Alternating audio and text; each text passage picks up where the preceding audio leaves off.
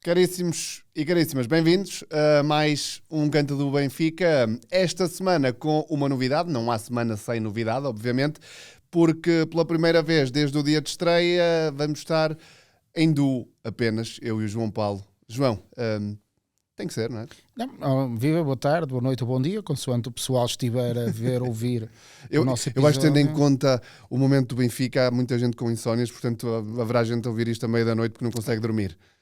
Eu não recomendo, mas ok.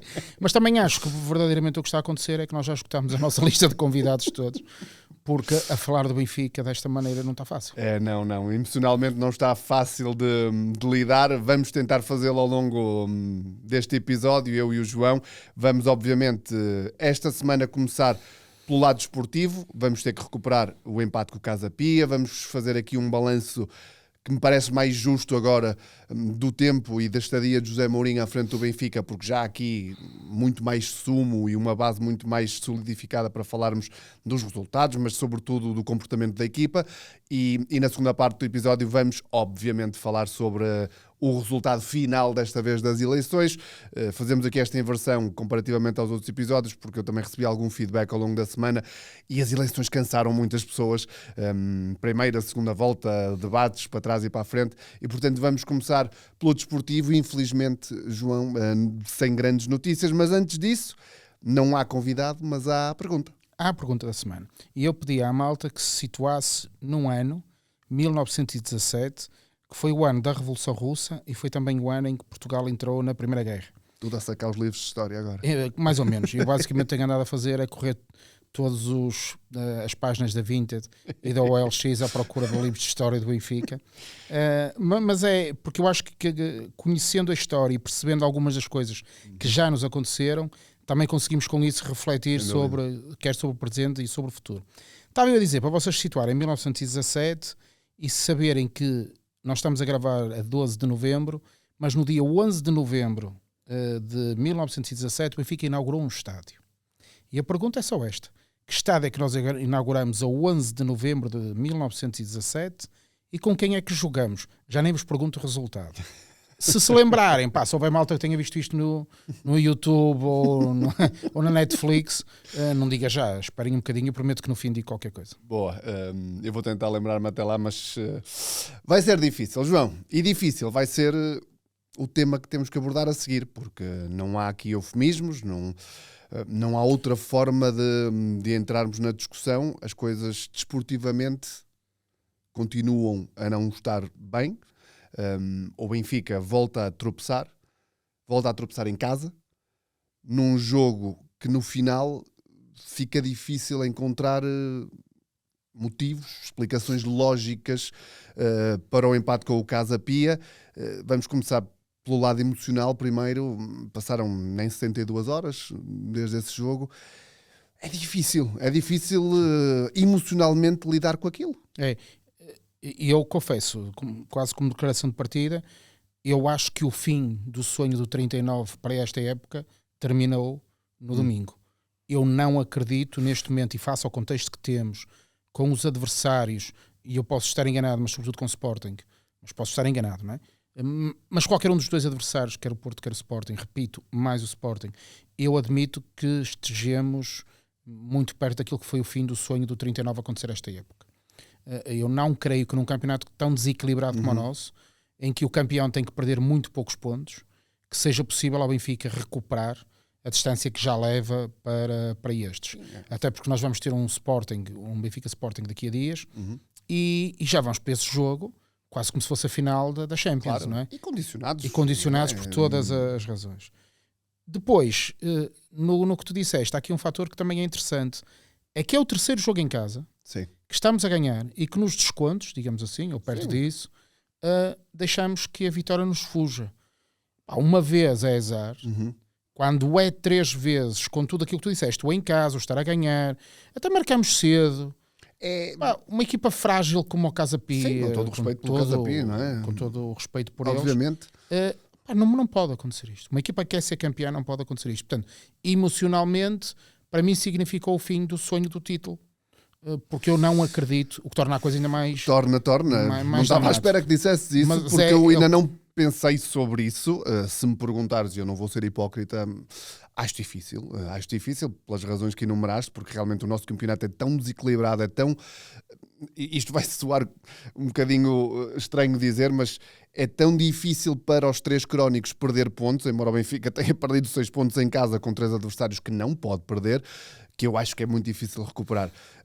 Mas engatando já aqui um bocadinho, na tentativa de encontrarmos alguma justificação para o que aconteceu com o Casa Pia, mas para o que já tinha acontecido com o Rio Ave, para o que tinha acontecido com o Santa Clara, a mim, muito sinceramente, e eu tive esta conversa logo no fim com vários amigos meus, é a fragilidade mental desta equipa. Porque o Benfica, e podemos discutir aqui, podemos entrar por aí, eu sei que é um tema muito badalado e que foi muito discutido, a questão da arbitragem, podemos tocar ao de leve, não é o meu estilo, nunca foi, não significa que não falo dela e que eu considero que se calhar o penalti é mal assinalado com base no que existe na lei, mas caramba, o Benfica sofre o 2-1 naquele momento, com um azar de todo mundo do Tomás, mas o Benfica não passa a estar a perder naquele momento. O Benfica está a jogar em casa com quase 60 mil pessoas no estádio, ok, reduz para 2-1, e a incapacidade que a equipa tem de controlar o jogo na mesma, frente a um adversário frágil, o desequilíbrio emocional que tu notas que a equipa tem imediatamente a seguir àquele golo, é o que mais me assusta. Portanto, neste momento, se me perguntarem, há limitações de plantel, há limitações de qualidade. Eu também disse isso na conversa que tive com aquele grupo de amigos, que eu acho que o plantel do Benfica é banal. Acho que a equipa do Benfica é banal. Comparando com outras equipas que tivemos no passado recente, acho que este 11 base é banal. Não há outra forma de o dizer, mas acho que é muito mental que neste momento faz com que o Benfica... Vamos jogar com o Casa Pia. É isso. Mesmo muito banal, qualquer um dos jogadores do Benfica entrava de caras no plantel do Casa Pia, não é? Portanto, e se fez assim, o Casa Pia estava a fazer um jogo brilhante, o Casa Pia não estava. Eles estavam com imensas dificuldades, não saíam do meio campo, e portanto somos nós que alimentamos a nossa própria fragilidade, e eu acho que isso é emocional. E curiosamente eu achava que essa era a mais-valia do regresso de Mourinho. Pois. E isso é que me preocupa, porque eu achava que o Mourinho, pelo menos essa parte, ia ficar resolvida. Aliás, ele diz qualquer coisa parecida com isso. Sim, nós podemos não jogar muito bem, não é? Sim. Mas... E o que é verdade é que se tu pensares assim, nós, por volta dos 10 minutos, podíamos ter marcado, depois aos 18 fazemos o 1-0, o jogo mantém-se numa toada tranquila, dominamos completamente o jogo, nota-se que já não temos aquela vertigem de perder a bola de qualquer maneira. Sim. E portanto o Benfica vai tendo posse de bola com serenidade, e isso parece-me que é positivo. Sim. Vamos controlando o jogo. Depois marcamos o 2-0, e eu aí confesso, falando também sobre a questão da arbitragem, eu não marcaria nenhum nem outro. É a minha leitura das situações. Eu não marcaria nem o penalti a favor do Benfica, nem o penalti a favor do Casa Pia, mas eu sou sempre aqueles que acham que o árbitro pode, e a expressão pode ser esta, roubar o Benfica, o que não foi o caso. Não interessa, se ele roubou 1 ou 2, o Benfica tem que marcar 4 ou 5. É sempre esta a minha forma de estar, Claro. porque eu dou aos árbitros o direito de errar. Há situações em que a questão pode ser... Vamos imaginar a situação do canto do Sporting, que com tanta polémica dele. Eu quero acreditar que, de facto, olhando para a situação do pé do jogador do Sporting e a forma como ele vai cruzar e manda a bola para fora, pode ter dado a percepção de que houve um corte. E não me custa imaginar isso. Agora, é evidente que quer o árbitro, quer a bandeirinha, quando vão ver, afinal... mas isso o erro faz parte. Eu até tenho quase a certeza absoluta que naquele momento, com a comunicação que existe, porque não nos vamos desviar aqui obviamente da questão do Benfica, mas o VAR não pode intervir no lance do canto do Sporting. Mas há de ter dito qualquer coisa mal. Há de ter dito, isto foi uma asneira do tamanho do mundo, portanto, é por aí, eu estou totalmente de acordo. Isto para dizer que o erro faz parte do jogo. Agora, focando-nos em nós, e estou de acordo contigo, eu acho que temos uma linha defensiva, ok, que é simpática. Não vou dizer que é a melhor do mundo, mas que está a bom nível. Gostava-se de ter melhor, porque de facto do lado esquerdo continuamos a ter uma fragilidade grande. Também tenho isso aqui a o Dal é para mim ainda curto para um plantel do Benfica. E relativamente ao Dedic, ando aqui baralhado se fará sentido o Dedic estar no mesmo lado, na mesma ala do Luque Bacchio.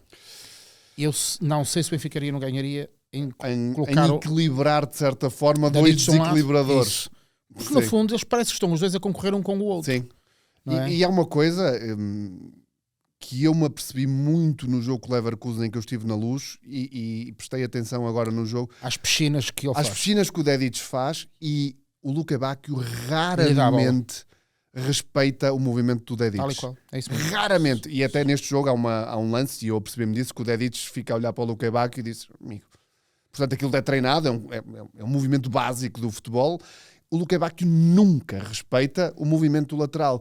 Tem sempre aquela tentação de venho para dentro, ou tento o remate, ou tento o cruzamento. Concordo. Portanto, poderia ser Sim. uma das soluções, já estou a pensar na perspectiva de futuro, não é? Claro, lógico. Encostar o E é Luka isso que temos Bacchio, que fazer, não é? o Luka Bacchio do lado esquerdo e deixar o corredor para o Dedic Sim. com um homem que equilibrasse mais, e podia ser o Fred, Pode, digo eu, sim. não é? Porque eu gosto de ter alas fortes, e até se diz que o Mourinho quer comprar agora, Certo, precisamos duas delas. mas eu também não acho que tenha que ter dois Luka Bacchios, não é? Se eu tivesse jogadores como o Sálvio, como o Di Maria, mas não é desse nível que nós estamos a falar. E é aí que está o ponto. Vamos aí. Vais fazer chorar É agora. por aí que vai, porque quando nós É um temos uma bocadinho. grande equipa, é só, e toda a malta que nos está a ouvir Sim. lembra-se destes jogadores, nós estamos a baixar a fasquia de Claramente. qualidade E aí da entra nossa o que eu equipa. digo. Eu acho que o nosso 11 é um 11 banal. Então, Para a imagina dimensão do e Benfica. os suplentes então, Nem vamos por aí. e eu acho, estava eu a dizer que a defesa, sobretudo do lado do Dal, acho que temos uma fragilidade. Acho que os dois médios, não são brilhantes. A ideia é que o Enzo e o Rios são Eu do tenho outro medo mundo. de tocar aqui num assunto que eu já percebi que há muito benfiquista, mas eu acho que pode ser por comparação. Como o Richard Rios está a desiludir no sentido em que se calhar muita gente idealizou um jogador que ele não é e se calhar nunca foi.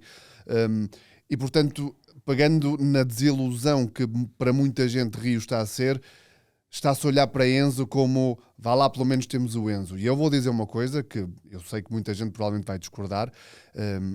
Eu não estou convencido com o Enzo.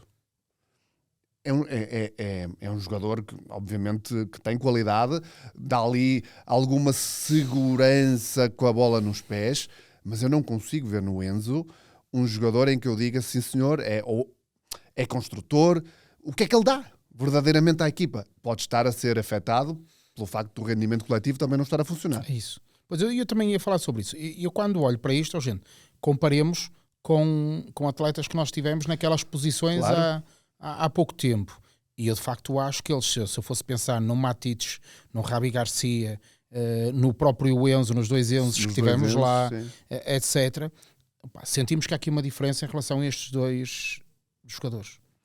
Eu até deixo uma questão no ar agora, e desculpem E eles custaram muito dinheiro. eu estar a ser quase provocador nesta fase, mas eu acho que crescemos todos se fizermos estas questões.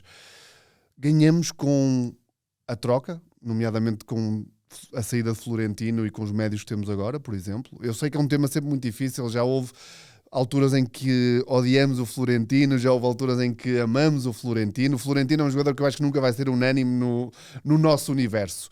Mas eu, neste momento, não consigo olhar e dizer ok, foi uma boa decisão. Do ponto de vista de negócio. Se me disserem assim, troca por troca, deixa ficar o Florentino. Agora, se é assim, alguém chega cá e pagou 100 milhões pelo Florentino, ok. Claro, mas não foi como o caso, aconteceu não é? com o Enzo, não é? Ou como acontece com o João Sim, Neves. sim. Mas não foi esse o caso. Mas, continuando nesta viagem, repare, eu falei da defesa, falei dos dois médios, já toquei ao de leve nos alas. O Sudakov tarda em entrar. Parece que o próprio Pavlidis parece que baixou de forma. Eu vejo-o mais ansioso. Não é? Eu vejo um Pavlidis a sentir que tem que resolver os problemas da equipa. E ele vai resolvendo marcando golos, mas Sim. o que é verdade é que... E tirando isto, a minha pergunta é, mas então salva-se quem? É que eu esqueci-me de falar do guarda-redes, mas também acho que o Trubin não tem estado bem. Ora, eu não quero acreditar que seja possível que todos os jogadores do Benfica sejam maus. Sim. Mas aqui então deixa-me fazer a ponte para outra coisa que eu queria abordar, porque eu acho que não pode passar pelos pingos da chuva, que foi, ou que é a declaração de José Mourinho no final do jogo com o Casa Pia. Eu também tomei nota dessa. Não é? José Mourinho diz uma coisa que é de uma gravidade extrema e vamos tentar perceber a quem é que imputamos a responsabilidade, que é, há jogadores que não sabem o que é o Benfica, não sentem a responsabilidade de jogar no Benfica. E eu, perante essa frase, faço esta pergunta e podemos falar sobre isso. Isto quer dizer o quê? Que realmente Mourinho sente o que diz e isso a quem é que vamos tirar satisfações? Ou já é um Mourinho a fazer um bocadinho algo que tem feito nos últimos anos, ou muito nos últimos anos, que é desculpabilizar-se desde já de um possível insucesso? Pelo padrão do Mourinho dos últimos anos é esse. Isso, não é? Pois. Custa-me dizer isso, mas porque eu não adivinho o que está na cabeça do Mourinho. Mas se for isso, que impacto é que uma declaração dessas tem no balneário? Pai, uma coisa é a comunicação interna. Dentro do balneário, ele até se pode pegar à chapada com os jogadores. Que às vezes é a vontade que me dava. Que eu vejo algumas situações, sobretudo quando o Benfica é macio, quando pode cortar uma bola no meio campo e não corta e deixa o adversário prosseguir. Quando deixa haver um cruzamento e depois o Trubin tem aquela abordagem ao lance do golo, que é completamente ridícula. Eu admito que o treinador chegue e se passe da cabeça. Claro, lógico. Percebo isso. Embora, no pós-jogo, passar-se com os jogadores nunca costuma dar bom resultado, não. Porque os jogadores também são homens e também provavelmente estarão frustrados no fim do jogo. Eu não compro nada aquela ideia de que para os jogadores é indiferente ganhar ou perder. Não acho isso. Não acho nada. Agora, o Mourinho não pode dizer isto externamente. Pode dizer lá internamente, pode chegar ao balneário e dizer vocês não percebem nada disto, vocês não sabem o que é o Benfica, deviam ter vergonha, etc, etc. Mas pode dizer internamente se for isso que ele realmente sente. Sim, externamente não. Externamente em condição alguma. Ele não pode chegar à comunicação social e dizer uma coisa. Acho que ele dinamitou um balneário, porque obviamente, depois podemos discutir aqui a questão de alguns jogadores vão sentir-se tocados, seguramente, não é? E acreditando eu que ele disse aquilo pensando em nomes, porque para dizeres que há alguns jogadores, foram jogadores que estiveram em campo com o Casa Pia. Mas tu, por exemplo, sentes no jogo de que algum jogador não tenha dado o que podia? Não, o que eu sinto é que o plantel é banal. O que eu sinto é que a equipa é banal. O que eu sinto é que a equipa realmente, provavelmente não está no seu melhor. Eu também acho que a equipa pode render mais.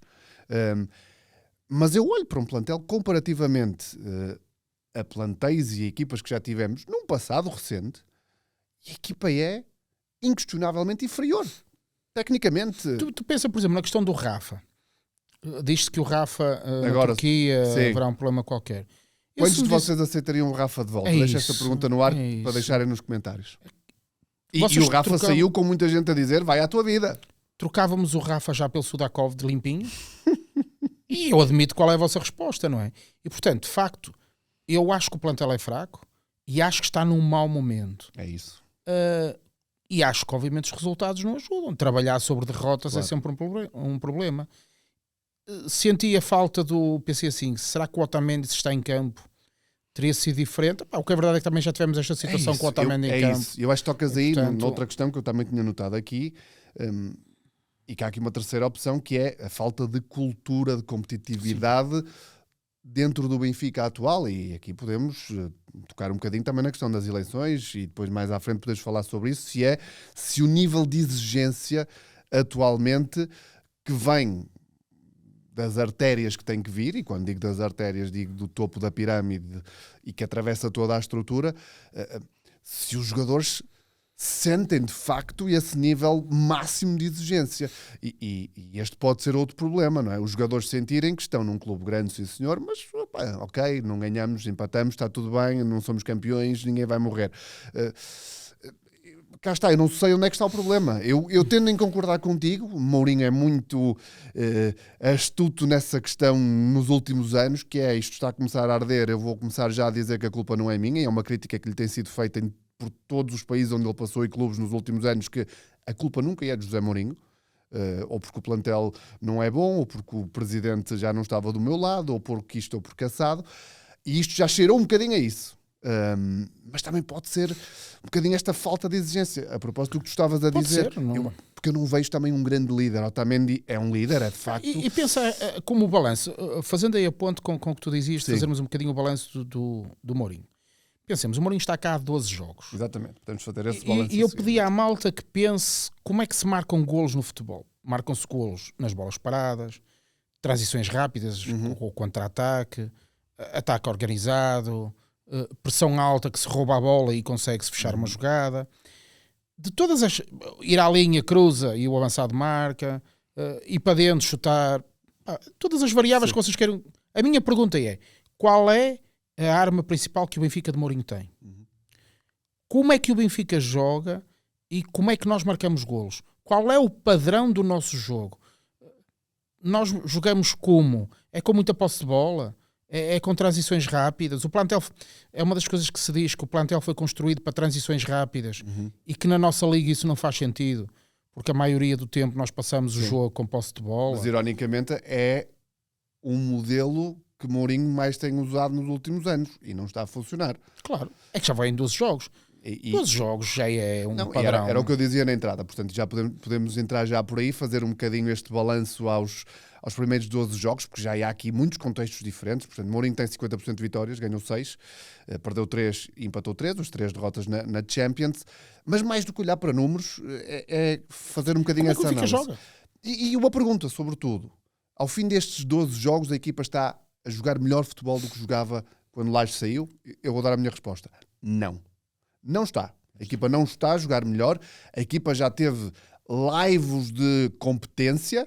O jogo no Dragão, eu não gostei do estilo. Admito que foi muito bem preparado e fomos buscar o que tínhamos que ir buscar naquele jogo. O jogo em casa, o Leverkusen, fazemos um bom jogo. Fazemos um bom jogo e a segunda parte em Guimarães, dentro do contexto que foi o jogo, acho que sim. Mas isso também tivemos com Bruno Lage.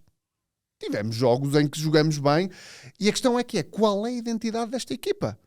E eu acho que em termos ofensivos, tu tocaste aí na questão defensiva, ok, com um defeito aqui, um defeito acolá, tem custado pontos, é verdade, sim, ultimamente também, mas é sobretudo na ideia e na filosofia de jogo à Benfica, ou seja, jogar para a frente, e na Liga Portuguesa é como o Benfica tem que jogar, eu vejo zero melhorias. A equipa tem muitas dificuldades. E é por aí que eu queria pegar. Eu penso assim, olho para as bolas paradas, cantos e livres. Não senti nada de extraordinário, não aconteceu. O Luque Bacchio como extremo, a antiga, tem estado a funcionar? Não. Em bom rigor, não. Do lado esquerdo, parece que toda a gente cabe do lado esquerdo. É do tipo, mete-se 10 tipos na equipa e dá-me a impressão que tiram um papelinho para ver quem é o gajo que vai jogar do lado esquerdo, não é? E falta-nos isto. O Sudakov tarda em... Eu sinto que há ali coisas do Sudakov já mais positivas. Parece-me que ele quer pegar no jogo, parece que está a tomar mais conta do jogo, mas ainda não é o Sudakov. É pouco. Sobretudo para o dinheiro que esta gente custou. Porque nós estamos a falar de muito dinheiro, não é? Todos eles custaram muito dinheiro. Claro. E olhar para este plantel e dizer, este é um mau plantel, depois do dinheiro que se gastou, e mais, eu não vejo a grande solução para isto. Eu penso assim, com o Mourinho, quem é que melhorou? O Tomás, ok, entrou na equipe, portanto o Tomás... Sim. Notoriamente, eu acho que o Sudakov está melhor.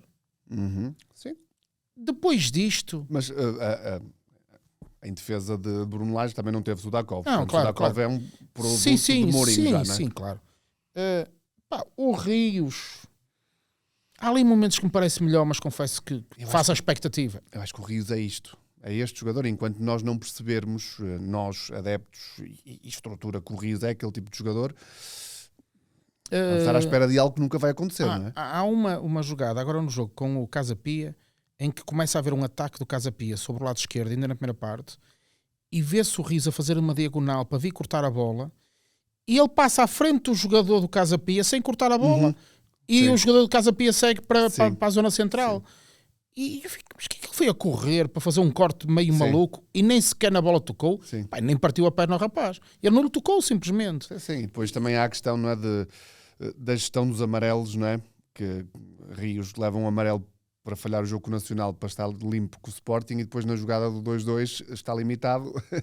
E não pode cortar a jogada como se calhar... a jogada como se calhar se devia cortar, não é? Exatamente. Mas pronto, aí já estamos a entrar em detalhes, não é? É mais fácil nós aqui sentados. Claro, mas também é esse o nosso papel. Mas nós somos adeptos, o nosso papel, não é? Porque, e eu penso assim, genuinamente, a malta já viu no Prestiano e no Sheldrop qualidade para jogar no plantel do Benfica. Eu faço aqui uma meia-culpa, porque eu já pedi, não neste podcast porque ainda não existia, mas nas minhas redes sociais, mais minutos para o Sheldrop, porque tinha ficado com a sensação, na época passada sobretudo, que com alguma cadência, com alguma confiança, ele tem ali aquele período muito positivo, quando o Benfica ganha a Taça da Liga, ele faz o golo na final ao Sporting, tem ali uma cadência de jogos muito interessante e de repente, sem qualquer justificação aparente, porque nós não estamos no Seixal e hoje em dia já há vários anos é difícil nós acompanharmos os treinos, não sabemos, ele sai da equipa do nada e eu na altura lamentei esse facto porque eu achava que o Sheldrop bem suportado psicologicamente, com confiança da equipa técnica e dos colegas, podia estar ali um jogador potencialmente titular. Mas a verdade é que depois também entro nessa questão hoje em dia, ele apaga-se muito. Eu tinha aqui o Prestiani, porque eu também tinha feito esse raciocínio de, com o Mourinho, quais são os jogadores que cresceram, ganharam importância na equipa e os que ganharam menos. Eu tinha o Prestiani, mas também não era difícil ganhar porque ele não jogava. Não é? Portanto... E depois o Prestiani, de facto, empresta à equipa, porque esta coisa do serem jovens, ao nível que o Benfica está, não é muito relevante. E eu não tenho muita paciência para ter jogadores de 17 ou 18 anos que não rendem. Claro. Quero ter jogadores jovens, muito bem. Jogadores da nossa formação. Mas eu quero ter um João Neves jovem, que é jovem e rende. E rende. Eu quero ganhar, porque essa é a primeira parte. Agora, se eu para ganhar tiver que ter um jogador de 30 anos, ou se tiver um de 17 que não vai ganhar, eu prefiro ter um jogador de 30 anos. Mas o que é verdade é que isto não está a acontecer. Agora, também, olhando para toda a equipa, se estão todos mal, eu também não acredito que sejam todos maus. Claro, sim. Portanto, alguma coisa há de acontecer, não é? Pergunta, claro. Quando nós olhamos para o que aconteceu ao Tomás, e que é uma coisa que eu nunca tinha visto no futebol. Sim. Eu já vi muitas coisas, mas golos como aquele eu nunca tinha visto. Um golo como acontece ao Tomás, eu também admito que o contexto não é favorável. Claro. E, portanto, todos eles vão errar mais vezes, sim. Porque uma equipa é muito mais que um conjunto de jogadores. Uma equipa é quando um jogador, que faz parte da equipa, melhora aos outros pelo seu trabalho em equipa, quando todos juntos crescem enquanto equipa. Como eles neste momento não são uma equipa, a sensação que eu tenho é que parece que se prejudicam todos uns aos outros. Sim. Responsabilidade, primeiro, Mourinho. Já não é do Lage. Sim, portanto, quando o Mourinho diz há jogadores que não sabem o que é o Benfica, do meu ponto de vista está a cometer um erro de comunicação. E agora abordo outra questão importante do jogo de domingo. Segundo o erro de comunicação, a forma como o responsável da equipa, Mário Branco, aborda a equipa de arbitragem e como isso é feito. Eu não andei estes anos todos a criticar a forma de comunicação de alguns clubes, para agora admitir que o meu clube fale da mesma maneira. Dirão, lá estão os mansos, lá estão os do costume, lá estão... Opa, malta, o Benfica não comunica desta maneira, o meu clube não comunica desta maneira. Terceiro erro de comunicação, o Mourinho. Não podia ter dito isto. Sim. E quarto erro de comunicação, o presidente não vai fazer as declarações que fez a propósito daquele lance de penalti. Pode ter razão, mas não é assim. Não é assim. E na minha opinião, se o Rui Costa quiser, não diga aprender comigo, seria uma arrogância que eu não vou cometer. Mas nós falamos dos árbitros quando ganhamos e há um erro a nosso favor ou contra nós, aí podemos dizer qualquer coisa, mas ganhamos. Porque as pessoas dizem, olha, estão a ser sérios, estão a ser honestos. Porque em meu rigor nós não empatamos por causa do árbitro. E reparem, eu falei de erros de comunicação, na minha análise, de Rui Costa, de Mourinho, de Mário Branco. Falhou toda a gente. E falhou toda a gente no pós-match. Se eles falham de forma serena depois do jogo, será perfeitamente natural que os jogadores também falhem. Claro. E é aqui que está o problema, o que torna isto uma equação muito difícil de resolver. Sim. E eu pensei assim, ok, e se fosses tu agora, o que é que tu fazias? Eu quero acreditar que tinha que contratar um ou dois jogadores que entre de caras, mas que sejam aqueles jogadores, vou usar a expressão à Otamendi, que cheguem, mandem, liderem e a coisa há de andar. Porque se não for assim, eu não estou a ver o que é que a gente vai fazer a este Benfica. Sim, eu acho que podemos resumir a conversa que temos tido até agora um bocadinho nisso. Estamos a navegar sem capitão. É a sensação que muitas vezes nos dá a questão da comunicação errática, concordo, estou totalmente de acordo contigo, e dentro de campo, à exceção de Otamendi, que faz o que pode, acredito eu, mas não vejo ali capacidade da equipa mentalmente ser uma equipa afirmativa, mas vamos aguardar. Eu queria só aqui, para fechar o capítulo dos 12 jogos do Mourinho e de quem é que esteve melhor, quem é que esteve pior, porque há um jogador que já todos percebemos que custou, eu vou usar uma expressão muito portuguesa, uma pipa de massa e que conta zero, que é Ivanovic. Não é? Eu nem sei o que dizer. Jogou 2 minutos nos últimos 3 jogos. Eu quero acreditar que há alguma coisa no treino e no Seixal, não sei, alguma coisa psicológica, alguma coisa física. Só pode ser, porque se não for, então é completamente... Estúpido. Terá Não aqui encontro outra... pontos, é isso. Vamos falar de pontos, porque vamos falar das eleições a seguir e do resultado. E nós falamos aqui muito nos primeiros 3 episódios, portanto a malta que nos viu já nos conhece, sabe a nossa opinião e sabe aquilo que nós sentíamos e que sentimos. Eu não consigo ainda dissociar uma coisa da outra, porque realmente um caso como o do Ivanovic é literalmente deitar dinheiro pela janela fora. Eu não estou a pôr em causa a qualidade do jogador, que ele há de ter essa qualidade seguramente. Eu não vou dizer que a tem porque não vi os jogos do Sangue Gilloise com esse afinco para dizer que era um excelentíssimo ponta de lança. Acredito que sim. Mas gastou-se muito dinheiro num jogador que agora, para Mourinho, não serve. E é muito fácil, e Mourinho tem todo o direito de o fazer porque foi escolhido e chega com o estatuto que chega, chegar agora e dizer, o Ivanovic não me serve, não quero o Ivanovic, temos que ir ao mercado buscar outros. E há dinheiro para tudo. Isto é um espetáculo. E depois parece que temos aqui um ciclo que é... começámos a época com um treinador que é para despedir ao fim de 3 ou 4 jogos, vem outro, em janeiro compra-se jogadores, no verão gasta-se mais milhões, setembro a seguir demite-se o treinador, vem um novo treinador. Gente, estamos neste ciclo e por isso é que eu estou pessimista em relação ao 39. Eu acho que nós perdemos a possibilidade de passar à Champions na próxima fase. Acho que perdemos a possibilidade de sermos campeões. E portanto resta-nos a taça e o próximo jogo é da Taça de Portugal com o Atlético. Falaremos depois. Eu não acredito nem no título, nem no apuramento da Champions. Eu se calhar estou um bocadinho com a minha roupa hoje, por isso é que eu vim todo de preto. Estou com um sentimento de alguma frustração em relação ao futebol do Benfica. E nesse sentido, também não iria ficar incomodado se houvesse uma comunicação do nosso presidente que é o Rui Costa, uma comunicação a dizer, malta, houve aqui um projeto, tentamos este caminho, não resultou, vamos fazer o seguinte, e explicar-se de forma muito clara o que é que vai fazer, de forma transparente, e toda a gente percebe qual é o projeto que aí vem. Não vai acontecer. Se isto não acontecer, então estamos a ir de erro em cima de erro. Não vai acontecer, João, não vai acontecer, porque eu acho que depois destas últimas semanas, últimos meses, porque a campanha eleitoral estendeu-se durante meses, Rui Costa não vai fazer isso, como é lógico. Eu tinha aqui outro nome anotado, e hoje o episódio, como não há um terceiro convidado que nós temos que respeitar e seguir um guião, é mesmo um desabafar antes de irmos às eleições. Há outro nome, porque tu tocaste na questão do Dal, e Mourinho fez muitíssimo bem a seguir ao jogo com o Leverkusen, no que não fez muitíssimo bem no fim do jogo com o Casa Pia, devia defender o Dal, que eu até acho que é um erro. Eu não percebi o celeuma claro. Em torno do erro do Dal frente ao Leverkusen. É uma coisa normalíssima de acontecer, um cabeceamento que vai parar ali tem azar. Mas eu também estou contigo. Eu acho que o Dal já se percebeu, é aquilo. Mas não me voltem a trazer o Jurasek. Não, mas vou-te falar do Obrador. Sim. Porque o Obrador é quem? Nós conhecemos, Rafael Obrador. Titular da seleção sub-21, algum mérito há de ter. Aí é que e o Grimaldo e o Carreras passaram por aí, não é? Exatamente. Para não dizer as neiras, eu estive a ver. Rafael Obrador tem 80 minutos na equipa B em agosto e tem 23 minutos na equipa A no final de agosto também no jogo frente ao Tondela. E depois no Benfica, piu. Não há Obrador. No entretanto, foi chamado 3 vezes ao sub-21, 3 vezes titular. A minha questão aqui é, e atenção, eu aqui vou...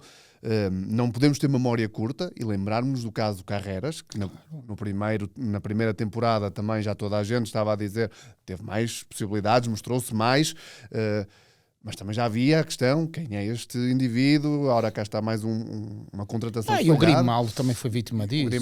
Mas o Grimaldo teve sempre um problema sério nos primeiros 3-4 anos de Benfica, que eram as lesões. Não sei se a malta, entretanto, já se esqueceu. O Grimaldo estava constantemente lesionado nas primeiras temporadas. Mas todos passaram um bocadinho por isso. Mas numa altura em que se percebe que não há grande alternativa ali, não é? Dal faz o que pode. Um jogador banal, mais uma vez, para mim, e vou usar num dos posters que usarmos para as redes sociais a palavra banal, porque eu acho que define muito bem a equipa. E define o Dal. E se formos ver a carreira do Dal, é banal. Eu questiono-me o que é que está a ser feito com o Obrador. Já não se acredita nele, foi contratado para ser aposta daqui a 2 anos. qual é o projeto Rafael Obrador? Ou fomos enganados pelo Real Madrid, porque não fomos, não é? Porque ele jogava no Deportivo.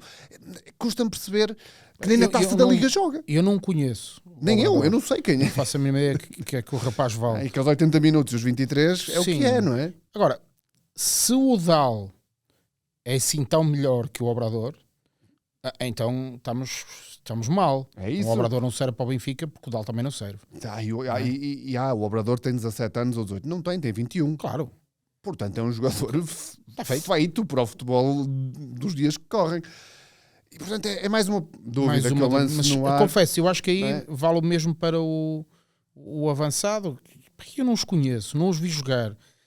Que é estranho, a mim como adepto pergunto, caramba, o Dal, que é como tu dizes, é um jogador banal. Eu simpatizo com o rapaz. Eu fui buscar o Carreras ou o Grimaldo, mas quer dizer, podia falar, sei lá, do Eliseu, que não estou a falar propriamente de nenhuma estrela. Calma aí. Não é? Calma o aí, Eliseu. calma, estás. Eliseu. Só porque anda de moto. Não. Há jogadores que nós precisamos de tempo para ver que eles eram bons jogadores. para te colocá-los. Não é isso. O que eu quero dizer com isto é vão por aí atrás, vão por aí Fábio Coentrão, já não quero ir nem aos Velosos nem aos Álvaros desta vida. Não é?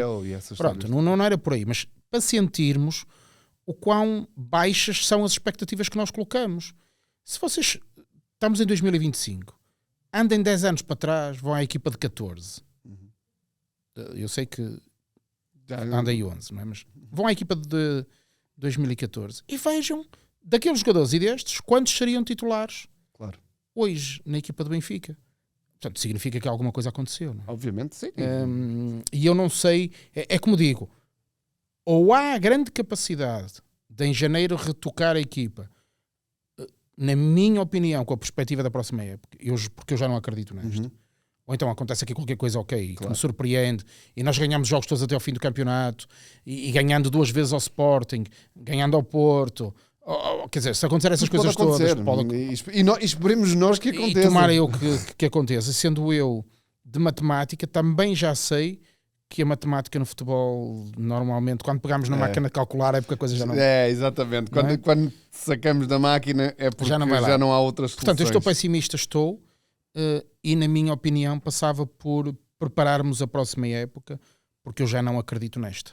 É muito pessimista, mas eu não consigo dar outro sentimento agora. E quando me pedem para falar com o coração, é isso que eu sinto neste momento. É isso.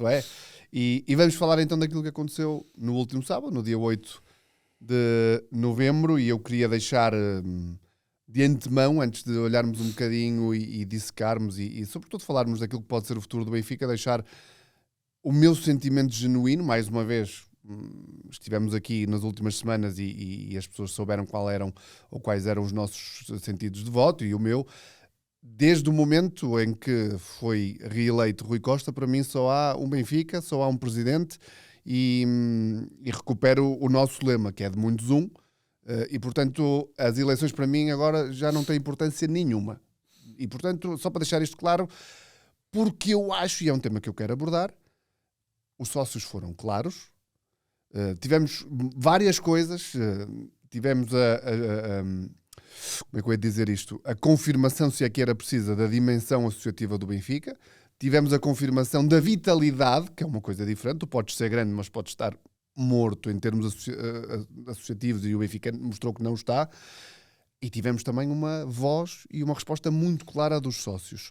Portanto, o que é que retiramos desta eleição, ou reeleição de Rui Costa? Que mensagem é esta que os sócios do Benfica dão? Eu diria desta maneira. Primeiro, e eu era dos que achava nós não vamos ter tanta gente a votar.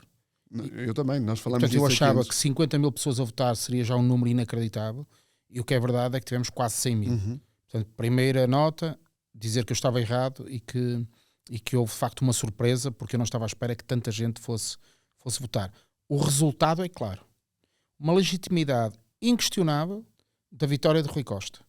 E também não entro na lógica de muitos que há benfiquistas de primeira e benfiquistas de segunda, e que uns são mais benfiquistas que outros. É natural em eleições que as pessoas tenham visões diferentes, Obviamente. digam coisas diferentes. Às vezes até passamos um bocadinho Das marcas. das como se costuma marcas. dizer, sim. Pá, estamos a falar entre benfiquistas e, portanto, devia haver aqui um bocadinho mais de decor em algumas coisas que se dizem. Mas, ok, faz parte do momento eleitoral. Disse também aqui que o Rui Costa devia fazer uma coisa que fez, Exatamente. que era convidar todos os candidatos para a tribuna presidencial, e Rui Costa esteve bem. Na minha opinião, os outros candidatos estiveram mal em não aceitar. Ouvi todas as explicações sobre isso. Na minha opinião, naquele dia nós precisávamos... Havia tempo para voltar para o lugar na bancada. Exatamente, havia tempo de voltar para o lugar na bancada. Concordo. E isto vale, sobretudo, já nem falo do Vieira, mas falo do João Diogo Manteigas e do João Noronha Lopes, os dois candidatos que eu apoiei nestas eleições. E, portanto, se eu fosse qualquer um deles, eu teria ido para a bancada ao lado do Rui Costa. Certo.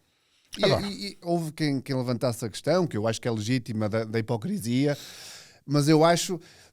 Voltamos à mesma questão. Houve aqui, e eu vou colocar umas aspas a negrito nisto, uma guerra eleitoral, onde se passou muitas vezes, se calhar, o limite do aceitável, mas se realmente, e aí eu puxo à responsabilidade, sobretudo João Noronha Lopes, porque foi o candidato que eu apoiei e que chegou foi à segunda volta, e que disse repetidamente que ele seria ou nunca seria um responsável pela fragmentação dos benfiquistas e que nunca seria responsável por criar instabilidade e que, portanto, a união passaria sempre por ele, e eu acho que se impunha por muito que lhe custasse, pessoalmente.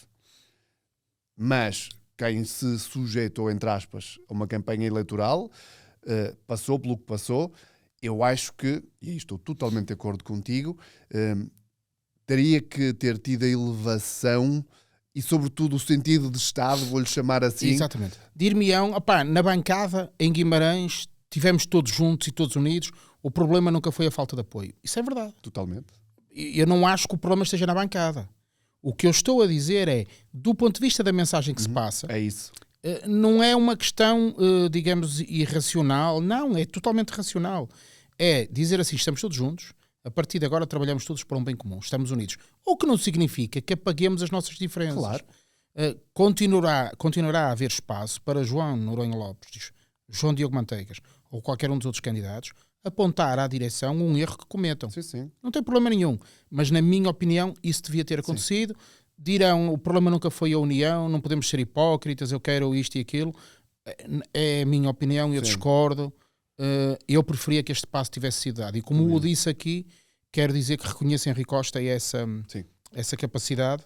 E dito por mim, que desde o primeiro dia tenho dito que a minha linha de raciocínio sempre foi o Rui Costa tem que sair do Benfica. Claro. Portanto, estou a dizê-lo com toda a tranquilidade. Depois, eu acho que há aqui uma nota de análise que vale a pena olharmos e foi vista por mim no Twitter do Violinista da Luz, a quem agradeço a reflexão, porque me fez pensar e que parte por esta ideia de que ele chamou de uma polarização afetiva. E é qualquer coisa como isto. É quando nós não nos centramos na mensagem ou na ideologia, mas centramos nas pessoas. E acho que foi muito isso que aconteceu. Sem dúvida. Não foi tanto a ideia de quem é que tem um bom programa ou quem não tem. Foi uma eleição sobretudo emocional entre Rui Costa e João Noronha Lopes. A grande decisão acabou por ser esta.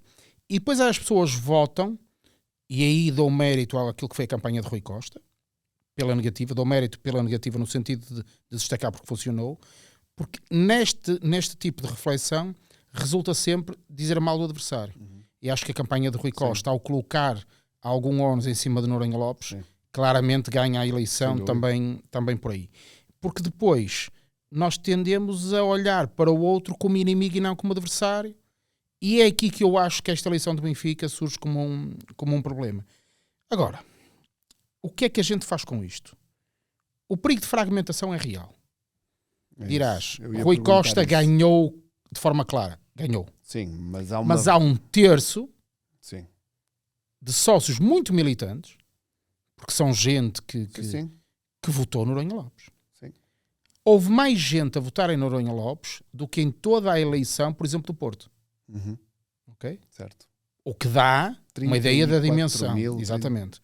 O que dá a ideia da dimensão do que é que significa as pessoas que votaram em Noronha Lopes. E esta é meio estádio da Luz, se pensarmos nisso. Esta é uma fragmentação real. Rui Costa tem uma legitimidade formal, inquestionável. Só que há um problema.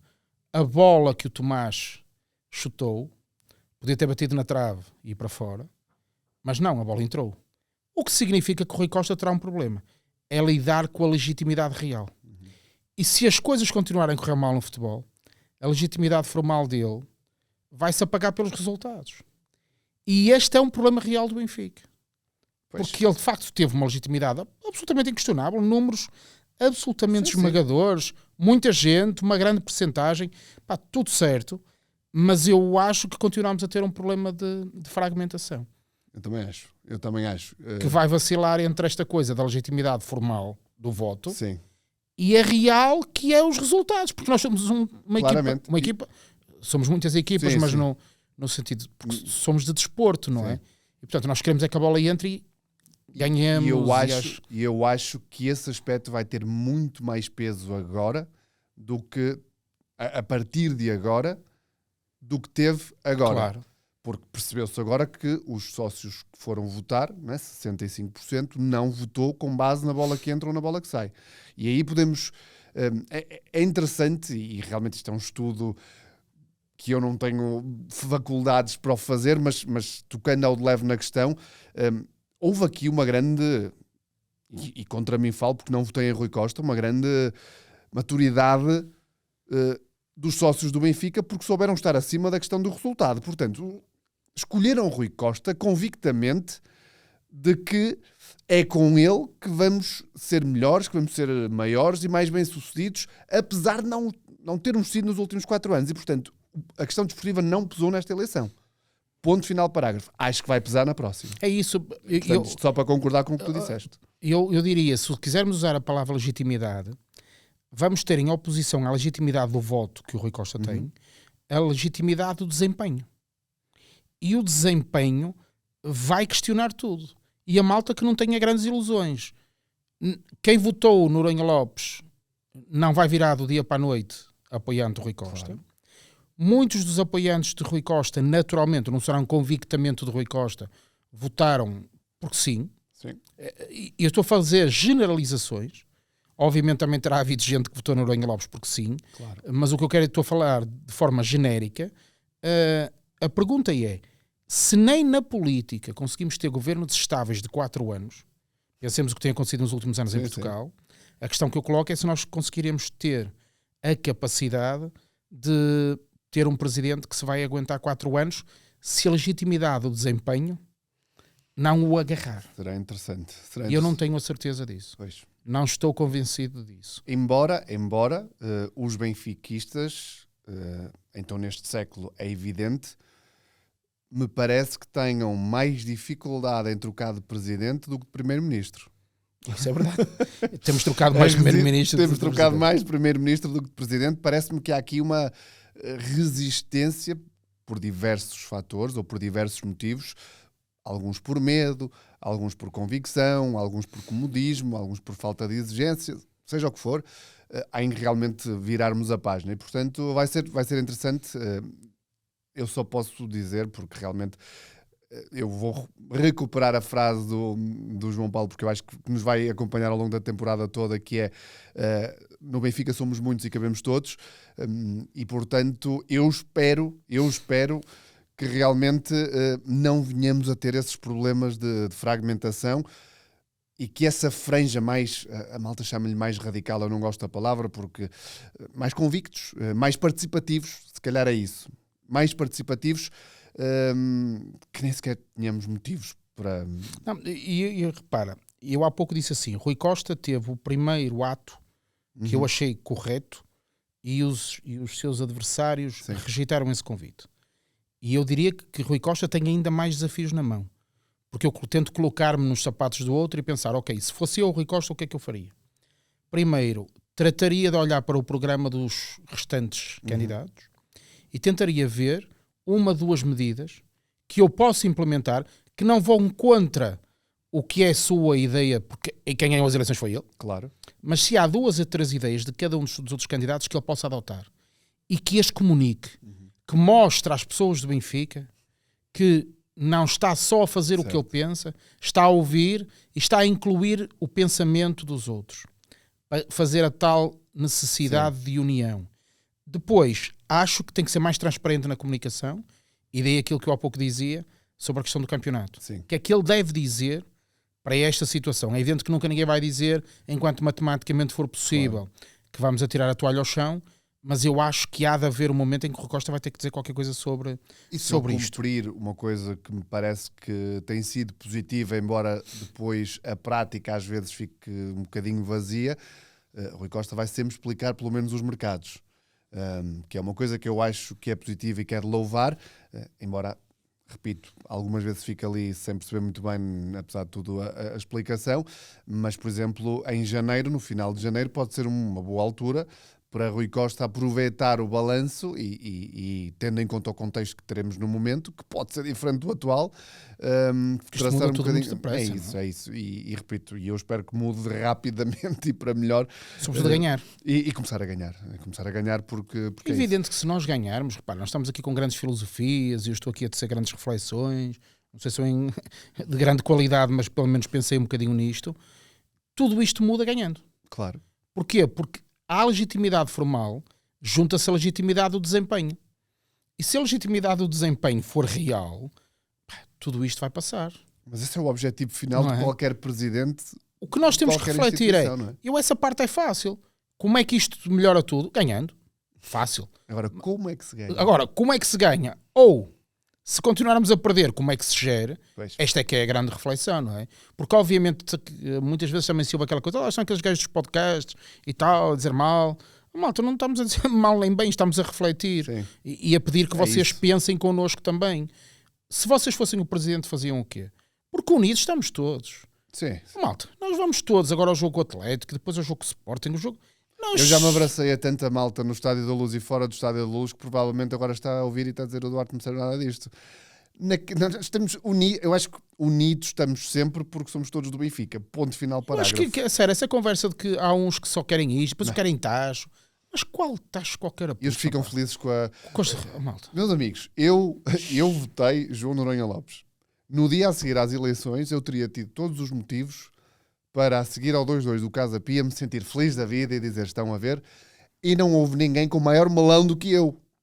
Portanto, essa história da malta que fica feliz com as derrotas porque isso valida a posição que teve, isto para mim, mais uma vez, isto acabou no dia 8. Ponto, e se continuarmos a persistir nesta ideia, temos que nos mentalizar disto. E eu toquei neste assunto já no último episódio, que tem a ver com o ambiente na Luz, porque eu acho que está tudo interligado.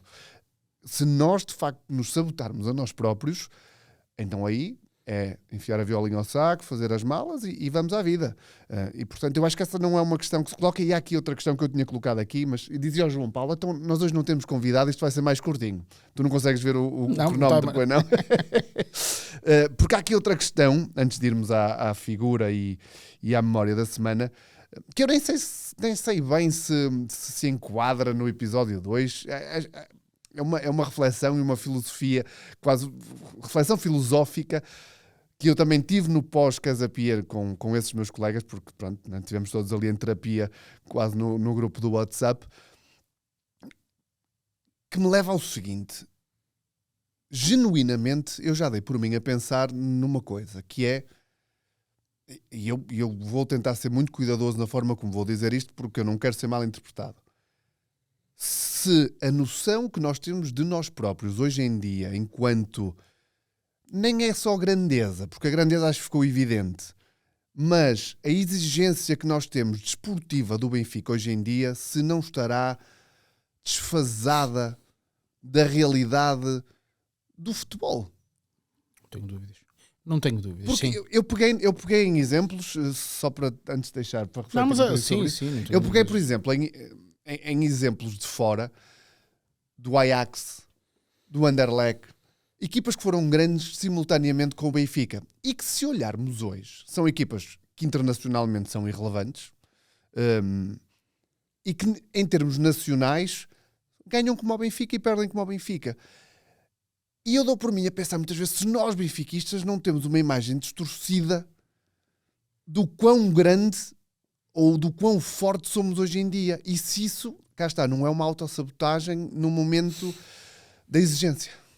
Eu sei que é difícil. É difícil. Eu diria que o Ajax parece que não ganha há 12 jogos, lá o que é. Vocês já estão mesmo a ver quem é que vai ganhar, quem é que nos vai ganhar. Não vai quem não. É que nos vai ganhar. Não, concordo em absoluto contigo. Acho que vale a pena refletirmos sobre o que somos. O Benfica dos anos 60, 70, 80 já não existe lá fora, mas nem é por aí que eu quero ir, porque lá fora mudou muito. Mas mesmo cá dentro, sim. Eu tinha um amigo meu que me dizia, e eu tenho que concordar com ele, que é: os nossos adversários em Portugal já não pensam, cuidado, vem aí o Benfica, o grande bicho-papão do futebol. Ou vamos jogar à luz, já fomos, não. Ou vamos jogar. Isso já não existe. Não. Agora, onde é que está o nosso nível de exigência? Eu acho que não deve ser este que temos agora. Não, de todo. Não é? De todo. Tem que estar mais acima. Mas onde é que está esse teto? É essa a dúvida que eu deixo um bocadinho aqui no ar. Eu acho que vale, é quase num sentido positivo. Eu acho que vale a pena reconhecer que Rui Costa tem essa legitimidade para construir um projeto que vá de encontro ao que tu acabaste de dizer e que passa por uma maior exigência. Atletas de maior qualidade e começar um caminho. Ele tem que ser feito. Sim. Porque eu acho que estamos num downgrade completamente sucessivo ano após ano e nós nem temos bem noção. Por isso é que há pouco vos dizia, olhem há 10 anos atrás a equipa que tínhamos e o que temos hoje para perceber o quão baixo estamos. Sim. Terminando o capítulo de eleições, é Rui Costa que tem isso em mãos e que tem essa obrigação de conseguir construir esse caminho, tem essa legitimidade. Se continuar a falhar no futebol, porque essa é a grande questão. Obviamente eu quero que as modalidades corram bem, mas o futebol é a força motriz do Benfica, vamos ter um problema. Sim. Vamos ter um problema. E dos grandes, bem maior que o que temos hoje. Não é? Sim, porque os problemas agudizam-se, não se vão tornar mais leves, e isto é uma bola de neve, não é? E quando a bolha explodir, geralmente explode já numa altura em que depois os cacos são muitos. Exatamente. É? E eu não queria, quer dizer, quase sabotando também a tua organização do programa, porque já estamos quase a acabar. Eu também gosto ligar, sempre de furar sim. o protocolo. Avanço já com a minha figura da semana, porque para mim, Rui Costa. Então espera aí, faz aí o compasso de espera, porque já estás a estragar aqui a produção toda. Vamos à figura da semana, Miguel, o nosso caro produtor.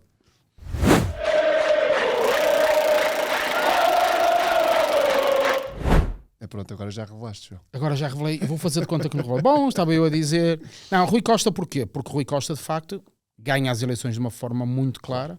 Os sócios do Benfica foram às urnas de uma forma incrível, mais uma vez. Faltava dizer há pouco nas eleições um aplauso do tamanho do mundo para todos os voluntários, para toda a máquina, na pessoa do Presidente da Assembleia Geral. Esta segunda volta, do ponto de vista do processo de eleição, perfeito. Portanto, correu tudo de forma pacífica, tudo tranquila, ninguém questionou nenhum dos procedimentos. Portanto, dar aqui um grande aplauso a toda a estrutura que esteve na organização das eleições e dizer que a minha figura da semana é o Rui Costa, porque de facto ele ganhou as eleições de uma forma muito clara e portanto tem a tal legitimidade formal. Venha agora a legitimidade do desempenho. Sem dúvida. E eu concordo contigo em relação à figura da semana. Obviamente que nesta semana só podia ser Rui Costa e, portanto, faço minhas as tuas palavras e para não seguirmos aqui com esta repetição, eu escolhi outro, porque acho que se impõe também. E escolhi o Tomás Araújo, porque, como tu disseste, é uma coisa quase nunca vista, um gol daqueles, e que, obviamente, é resultado de muita coisa, e nós falamos disso no início do episódio, mental, instabilidade, seja o que for, e porque eu acho que aconteceu, se calhar, aquele que atualmente, desportivamente, é o nosso melhor central. Até se calhar à frente do Otamendi, que tem outras virtudes e outras valências e que é o central intocável, mas se calhar desportivamente o Tomás foi um dos que com o Mourinho já se percebeu vai ser titular e se calhar o António menos. Se calhar desportivamente é o nosso melhor central atualmente. Portanto, a figura da semana pela positiva, Tomás Araújo, porque é aquele clichê básico que acontece aos melhores e neste caso aconteceu mesmo a um dos melhores. Absolutamente. E dito isto, avançamos para a memória da semana.